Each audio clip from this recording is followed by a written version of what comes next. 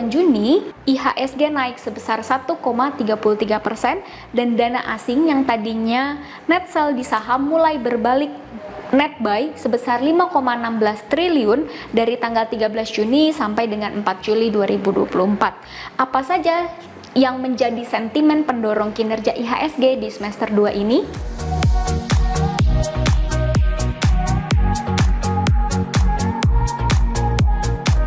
Dana asing Pak yang masuk ke pasar modal Indonesia sepertinya sudah mulai net buy nih Pak di saham ataupun di obligasi. Apakah ini karena perkembangan ekonomi dari US Pak? Kalau dana asing yang invest ke luar negeri itu menggunakan istilah risk on dan risk off.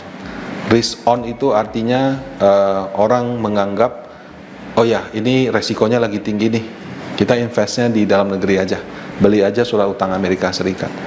Risk off itu artinya orang merasa, wah resikonya sudah rendah nih, saatnya kita membeli obligasi luar negeri yang bunganya lebih tinggi daripada Amerika gitu.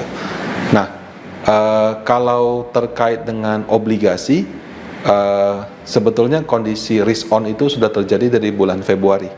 Jadi banyak dana asing yang keluar dari obligasi, kemudian ada yang sebagian kembali ke negara asalnya, ada sebagian yang membeli SRBI karena SRBI itu memberikan imbal hasil yang relatif tinggi. Nah, kalau untuk yang saham itu lebih ke ketika ekspektasi suku bunga berubah. Di bulan April kan berubah tuh dari turun 2, 3, 4 kali menjadi turun sekali, bahkan ada yang prediksi akan naik. Itu mereka risk on, jadi net sell banyak sekali. Nah, sekarang begitu kondisi suku bunga membaik lagi, risk off lagi gitu. Nah, jadi memang antara obligasi dengan saham agak berbeda. Kalau saham itu ekspektasi suku bunga dan juga kadang-kadang dipengaruhi juga sekarang lagi tren. Nah, kalau obligasi dia lebih mudah diprediksi karena dia benar-benar tergantung bunga Indonesia sama bunga Amerika. Begitu bunga Amerika ada tanda-tanda akan turun, dana asing mulai berani masuk lagi ke Indonesia di obligasi. Pak, bagaimana dengan tingkat perkembangan inflasi di Indonesia sendiri, Pak? Inflasi Indonesia bagus ya. Kalau target pemerintah kan 3%. Terakhir kalau nggak salah 2,6 gitu. Saking rendahnya kadang-kadang sampai orang katakan, oh kalau terlalu rendah berarti itu tandanya ekonomi lagi lesu gitu. Karena yang kalau orang belanja harga barang naik kan normal, sepanjang naiknya nggak terlalu tinggi. Nah, tapi kalau misalnya terlalu rendah berarti daya belinya kurang gitu. Nah, di satu sisi kalau angka inflasi terlalu rendah, jadinya pemerintah bisa memanfaatkan momentum itu untuk mungkin melakukan beberapa penyesuaian. Nah, salah satu yang kita lihat perkembangan terbaru kan katanya Pertalite akan dibatasi. Jadi kalau misalkan harga Pertalite naik, itu kan berarti inflasi meningkat. Kalau misalnya inflasi kita sudah 3-4% plus Pertalite naik, ya itu kan memang akan membuat inflasinya meleset dari sasaran. Tapi kalau inflasinya cuma 2,6-2,5, naik dikit masih dalam target 3% gitu. Jadi momentum-momentum seperti itu juga kemungkinan akan ada. Walaupun ya kalau secara di atas kertas dia bilang, oh bukan karena inflasi rendah saya naikin Pertalite, tapi karena subsidinya sudah jebol. Ya tapi apapun itu, kalau saya lihat terlalu tinggi tidak baik, terlalu rendah juga tidak baik. Idealnya memang di sekitar 3%. Kemudian Pak, ada berita mengenai kenaikan PPN nih Pak dari 11% menjadi 12%. Kalau dari Pak Rudi bagaimana Pak kira-kira tanggapan Bapak? PPN ini bukan hal baru.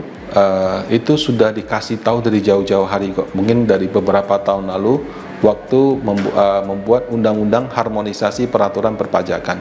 Nah, di situ ada yang sifatnya insentif, misalnya dividen yang tadinya kena pajak 10%, sekarang selama direinvestasikan 3 tahun jadi 0%. Ada juga PPN yang kenaikannya bertahap dari 10 menjadi 11, dan kalau tidak salah 2025 ini menjadi 12%. Apakah PPN ini hal baru? Tidak.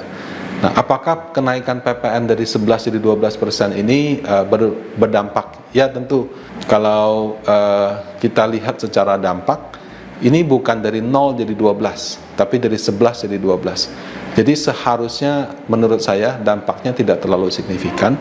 Paling ya kalau kita belanja keriting-keriting saja gitu. Tapi tentu kenaikan harga barang sedikit banyak akan terjadi, tapi dampak ke inflasi menurut saya tidak tinggi.